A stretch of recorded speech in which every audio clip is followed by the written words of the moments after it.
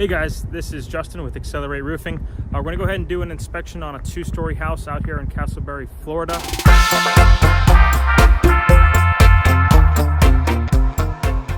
There was a major hailstorm back in February. We're going to go ahead and inspect it, see if there's any hail damage or wind damage to the shingles.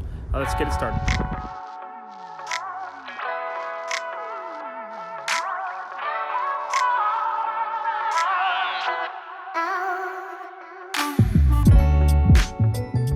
All right guys, we're up here on the second story. Found quite a bit of hail damage up here to a lot of the soft metals and shingles. It's going to be a good sign.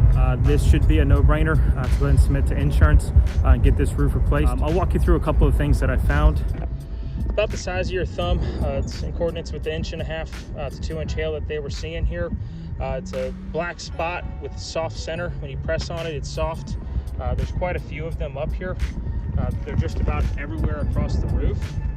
Another big thing that insurance is looking for, they're looking for spots, dings, dents, splatter marks, and this is absolutely covered.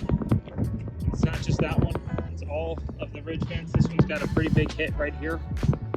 Not just in the off ridge vents though, on your smaller goosenecks, they want to see damage. Insurance just wants to make sure that what's happening up here is in fact hail. All right guys, we're back here on the back side of the house over the what looks to be the porch or lanai. Hail hits up here are pretty standard with the rest of the house.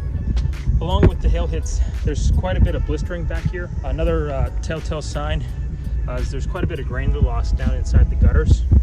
That's another thing that we want to look for to make sure that there is actual damage.